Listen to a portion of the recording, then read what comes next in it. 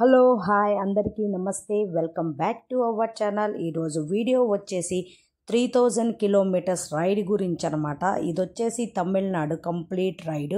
ఈ రైడ్ ఎలా స్టార్ట్ చేశాను, ఎలా ఫినిష్ చేశానో మీకు ఈ వీడియోలో అయితే పూర్తిగా నేనైతే ఎక్స్ప్లెయిన్ చేస్తాను. దయచేసి నేను ఈ రైడ్ వచ్చేసి చీరాల నుంచి స్టార్ట్ చేశాను అనమాట.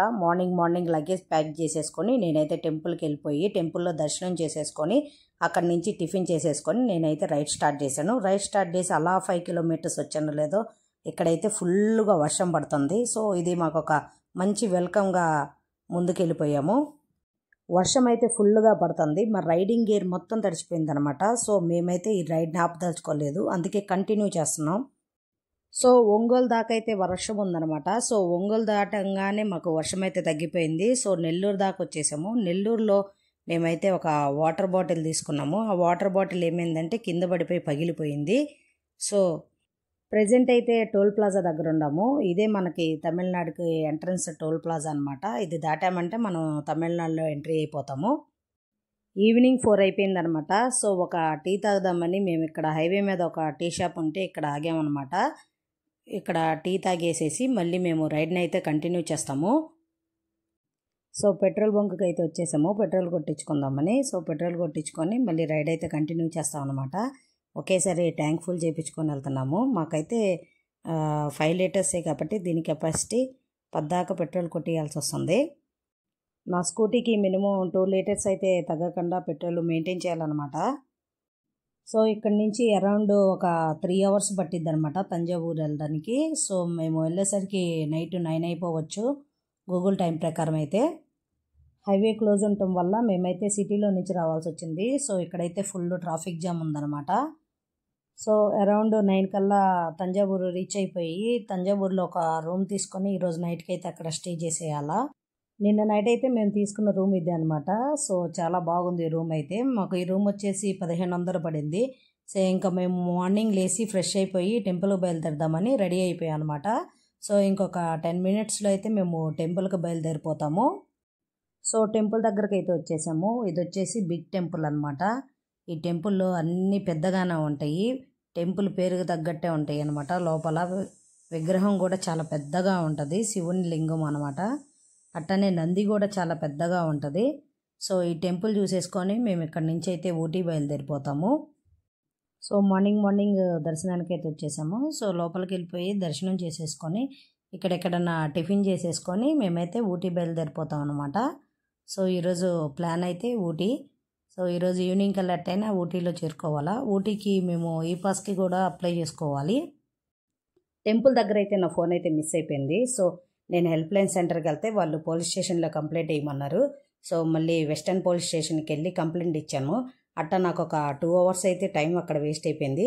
వేస్ట్ అయినా నో ప్రాబ్లం అనమాట. నా ఫోన్ అయితే నాకు దొరికింది. సో మళ్ళీ ఫోన్ తీసేసుకొని రిటర్న్ అయితే బయలుదేరుతున్నాము ఊటీకి. ఇక్కడ నుంచి ఊటీకి బయలుదేరిపోతాం అనమాట. సో మార్నింగ్ నుంచి టిఫిన్ కూడా చేయలేదు, గుడిలో ప్రసాదం తీసుకున్నాము. ఆ ప్రసాదం తినేసేసి మేమైతే జర్నీ స్టార్ట్ చేసామన్నమాట. సో ఇంకా లేట్ అయిపోవచ్చు, ఊటీ వెళ్ళేసరికి 9 అయిపోవచ్చు అరౌండ్. హైవే మీద ఒక రెస్టారెంట్ ఉండే భోజనం చేద్దామని ఆగాము. ఇక్కడైతే మాకు రైస్ ఏమీ దొరకలేదు. సో పరోటా ఆర్డర్ ఇచ్చుకున్నాము అనమాట. ఇద్దరము ఫుల్ టైర్డ్ అయిపోయి ఉన్నాము. సో పరోటా తినేసేసి ఇక్కడి నుంచి అయితే బయలుదేరతాము. లంచ్ చేసుకొని అలా ఒక 15 కిలోమీటర్లు వచ్చాము లేదో వర్షం స్టార్ట్ అయింది. నిన్నట్లాగే ఈరోజు కూడా వర్షం బాధేస్తుంది అనమాట, బీభత్సంగా ఉంది. ఎదురొచ్చే వెహికల్స్ కూడా కనిపించట్లేదు సరిగా. సో ఎక్కడన్నా ఆగుదామంటే ఎక్కడ ఆగడానికి కూడా ప్లేస్ లేదు. సో ఫోన్లోకి అయితే ఫుల్గా వాటర్ పోయింది. సో అందుకని ఇక్కడ ఒక చిన్న టీ షాప్ ఉంటే ఇక్కడ ఆగాల్సి వచ్చిందనమాట. వర్షం అయితే తగ్గట్లేదు, బీభత్సంగా గాలి వస్తుంది, గాలితో పాటు వర్షం వస్తుంది. ఆ వర్షం డ్రాప్లు వచ్చి పైన పడుతుంటే గుచ్చుకుంటున్నట్టు ఉందనమాట. సో అంత ఘోరంగా పడుతుంది. అందుకని ఇక్కడ ఒక టీ షాప్ దగ్గర అయితే ఆగాము. వర్షం తగ్గాకైతే మళ్ళీ రైడ్ స్టార్ట్ చేసాము. ఆల్మోస్ట్ దగ్గరగా ఊటీ వచ్చేసాము అనమాట. సో ఎదురుగా కనిపిస్తున్న కొండలే ఊటీ అనమాట. సో అక్కడికి వెళ్ళాలి. ఇది వచ్చేసి ఘాట్ రోడ్ అనమాట. ఇది ఘాట్ రోడ్ కంప్లీట్గా ఒక 40 మినిట్స్ అయితే ఉంటుంది జర్నీ. సో మాకైతే మెయిన్ ఎంట్రన్స్లో అయితే ఈ పాసును బండి సంబంధించిన పేపర్స్ పొల్యూషను మొత్తం చెక్ చేశారు. చెక్ చేశాక మమ్మల్ని అయితే ఎక్కడి నుంచి వస్తున్నారని అడిగారు. పలానా ప్లేస్ నుంచి వస్తున్నామంటే అంత దూరం నుంచి వస్తున్నారా అని చెప్పి మొత్తం పేపర్స్ అన్నీ చెక్ చేసి పైకైతే పంపించారు. సో ఇక్కడ ఇదంతా ఘాట్ రోడ్ అనమాట. మనం పైకి వెళ్ళడానికి మినిమం ఒక 1 అవర్ టైం పట్టిద్ది. నిన్న నైట్ 10 అయిపోయిందనమాట ఊటీ వచ్చేసరికి. సో మాకు రూమ్స్ అయితే దొరకలేదు. ఒక 1 అవర్ తర్వాత అయితే చాలా ట్రై చేశాక రూమ్స్ అయితే దొరికినాయి. సో అట్టా నిన్న వర్షం పడింది కదా, ఆ తడి బట్టలతోనే మేము నైట్ అంతా స్టే చేసాము. సో ఇక్కడ ఎర్లీ మార్నింగ్ ఫ్రెష్ అయిపోయి రోజ్ గార్డెన్ దగ్గరకు అయితే వచ్చాము. ఇది వచ్చేసి రోజ్ గార్డెన్ అనమాట. రోజ్ గార్డెన్ అయితే చూసేసుకొని ఫారెస్ట్కి అయితే బయలుదేరుతున్నాము. సో నెక్స్ట్ ప్లేస్ వచ్చేసి ఫారెస్ట్ అనమాట, పిన్ ఫారెస్ట్. ఆ ఫారెస్ట్ చూసేసుకొని నెక్స్ట్ షూటింగ్ పాయింట్ ఉండిద్ది, దాన్ని కూడా కవర్ చేసుకోవాలా. ఇది వచ్చేసి పైన్ ఫారెస్ట్ అనమాట. సో మొత్తం ఎత్తైన చెట్లు ఉంటాయి అనమాట. ఫోటో షూటింగ్కి అయితే చాలా బాగుంది. పైన్ ఫారెస్ట్ చూసుకొని షూటింగ్ పాయింట్కి అయితే వచ్చాము. ఎంట్రన్స్లో మసాలా అమ్ముతుంటే మసాలా తీసుకున్నాను. సరే నేను కొద్దిగా తినేసి మా వాడికి ఇచ్చాను అనమాట. వాడు తింటా వస్తున్నాడు. వాడి దగ్గర నుంచి అయితే కోతి లాక్కొని వెళ్ళిపోయింది ఆ కప్పుని. అది అక్కడ కూర్చొని హ్యాపీగా తింటుంది కోతి అయితే. భలే ఉంది కోతి కూడా, చాలా చిన్నగా ఉంది.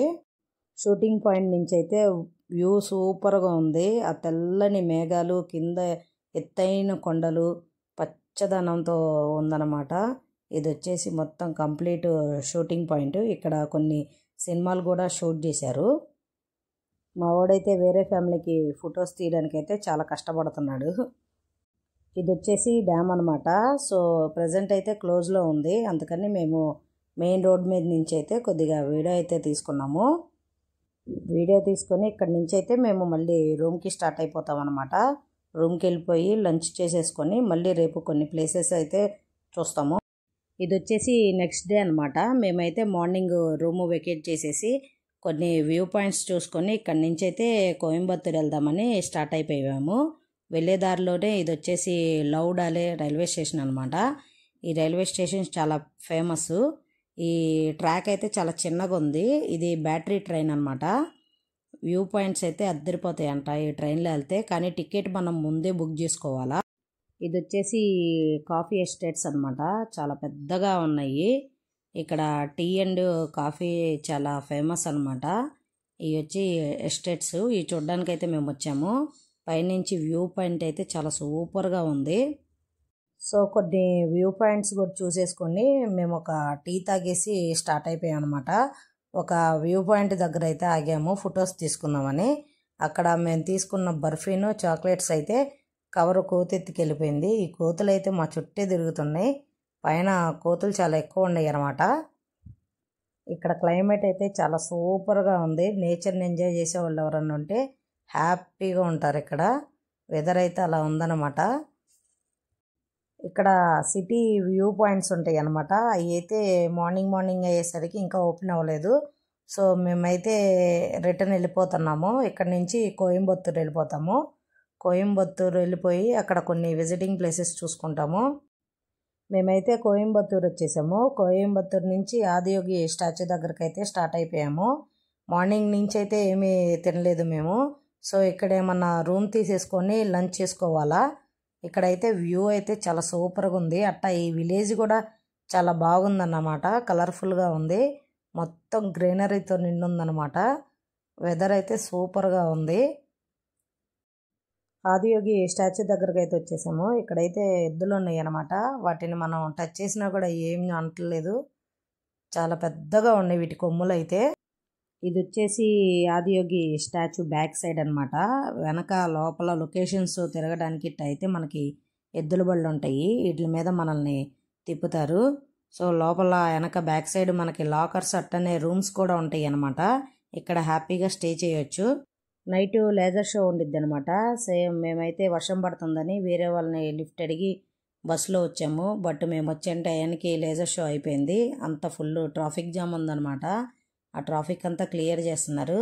సో దర్శనం అయితే చేసేసుకొని మళ్ళీ ఇదే బస్సులో రిటర్న్ అవుతాం అనమాట. వీళ్ళు కేరళ నైట్ మాకు లిఫ్ట్ ఇచ్చిన వాళ్ళు వీళ్ళే అనమాట. సో వీళ్ళతో ఒక చిన్న సెల్ఫీ. ఇదే బస్సులో వచ్చాము. మదురైకి అయితే స్టార్ట్ అయ్యాము. దారి మధ్యలో బ్రేక్స్ సరిగా పట్టలేదని ఇక్కడ ఒక మెకానిక్ షాప్ ఉంటే ఇక్కడ బ్రేక్స్ టైట్ చేపిద్దామని ఇక్కడ ఆగామన్నమాట. ఇక్కడ నుంచి సుమారు ఒక 70 కిలోమీటర్స్ ఉంటుంది మదురై. సో మదురై టెంపుల్కి వెళ్ళిపోయి అమ్మవారిని దర్శించుకొని అక్కడి నుంచి మేము ఇదే రోజు మళ్ళీ రామేశ్వరం వెళ్ళాలని ప్లాన్ చేసుకున్నాము.